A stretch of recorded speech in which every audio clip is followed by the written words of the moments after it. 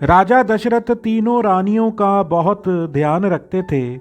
उन्हें ज़रा सा भी कष्ट न हो, इसलिए उनकी सेवा में दास दासियां हर समय उपस्थित रहते थे। राजा दशरथ और तीनों रानियों सहित अयोध्या की समस्त प्रजा राजकुमारों के जन्म की प्रतीक्षा कर रहे थे। इसके अलावा देवता व ऋषि मुनि भी भगवान विष्णु के धरती पर अवतार धारने की प्रतीक्षा कर रहे थे। नियत समय पर चैत्र महीने के 9वें दिन भगवान विष्णु ने कौशल्या के पुत्र के रूप में जन्म लिया। कैकेयी ने भी एक पुत्र को जन्म दिया और सुमित्रा ने 2 पुत्रों को जन्म दिया। सुमित्रा ने प्रसाद 2 बार ग्रहण किया था, इसलिए उन्होंने 2 पुत्रों को जन्म दिया। भगवान विष्णु का धरती पर अवतरण का समाचार पाकर सभी ऋषि मुनियों और देवताओं में खुशी की लहर दौड़ गई। राजा दशरथ और तीनों रानियों संतान प्राप्ति से बहुत खुश थे। अयोध्यावासी राजकुमारों को पाकर खुशी से झूम उठे थे। राजकुमारों के जन्म पर राजा दशरथ ने सभी राज्यवासियों को खाना, कपड़े व जेवरात आदि दान किए। चारों राजकुमारों के जन्म के 13 दिन बाद उनका नामकरण संस्कार हुआ। महर्षि वशिष्ठ ने कौशल्या के पुत्र का नाम राम रखा। राम का अर्थ होता है संसार में सुख शांति स्थापित करने वाला। कैकेयी के पुत्र का नाम भरत रखा गया, अर्थात जो संसार का समर्थन करे। सुमित्रा के पुत्रों का नाम लक्ष्मण व शत्रुघ्न रखा गया। लक्ष्मण का अर्थ होता है संसार का आधार और शत्रुघ्न का अर्थ है अपने शत्रुओं का नाश करने वाला।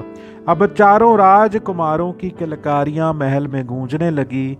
चारों राजकुमार बाल क्रियाएं करते हुए बड़े होने लगे। राजकुमारों की बाल लीलाएं देखकर रानियां व राजा दशरथ आनंदित हो उठते थे।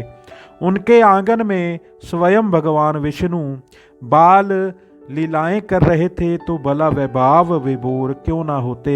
राजकुमार 3 माताओं व पिता के लाड प्यार के बीच अपना बचपन बिताने लगे। राजकुमारों के 10 वर्ष के हो जाने पर राजा दशरथ ने उन्हें धनु विद्या सिखाने का निर्णय लिया। राजा दशरथ स्वयं धनु विद्या में निपुण थे। उनकी योग्यता व कुशलता के चर्चे दूर दूर तक थे। वह शब्द भेदी बाण चलाने की कला में निपुण थे। वह किसी भी जानवर का आखेट सिर्फ उसकी आवाज़ सुनकर कर सकते थे। इसी शब्द भेदी धनु विद्या के चलते बहुत वर्ष पहले राजा दशरथ के हाथों अनजाने में श्रवण कुमार की हत्या हो गई थी। समय के साथ साथ इस दुखद घटना से उनका ध्यान हट गया। राजा दशरथ ने अपने पुत्रों को भी अपनी ही तरह धनु विद्या में निपुण बनाने के लिए एक कुशल शिक्षक नियुक्त किया और स्वयं भी उन्हें धनु विद्या का अभ्यास कराने लगे। राजकुमार जल्दी ही धनु विद्या सीख गए। राजकुमारों की सीखने की क्षमता देखकर राजा दशरथ फूले नहीं समाये। धनु विद्या में पारंगत होने के बाद राजकुमारों को परंपरा अनुसार गुरुकुल में जाकर औपचारिक शिक्षा प्राप्त करनी थी। राजा दशरथ ने चारों राजकुमारों को गुरु वशिष्ठ के आश्रम भेजने का निर्णय लिया। इसलिए राजकुमारों ने राजसी वस्त्र त्याग कर साधारण वस्त्र धारण किए। शस्त्र विद्या में निपुण होने के बाद चारों राजकुमार वेद शास्त्रों की शिक्षा प्राप्त करने के लिए माता पिता से विदा लेकर गुरु वशिष्ठ के आश्रम आ गए। उससे पहले उनका यज्ञोपवीत संस्कार किया गया। गुरुकुल में चारों राजकुमार साधारण परिवारों के बालकों के साथ शिक्षा प्राप्त करने लगे। पहले समय में धनी निर्धन सभी बच्चे एक साथ शिक्षा ग्रहण करते थे। कहीं कोई भेदभाव नहीं होता था।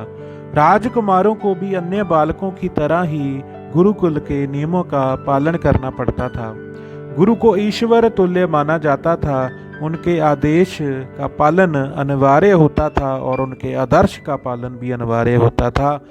गुरु बालकों को धार्मिक ग्रंथों, वेदों, सामाजिक आचरण व नैतिक शिक्षा का पाठ पढ़ाते थे।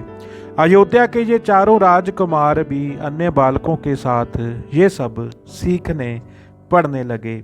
बाकी भाग अगली वीडियो में आपसे शेयर करेंगे। जय श्री राम।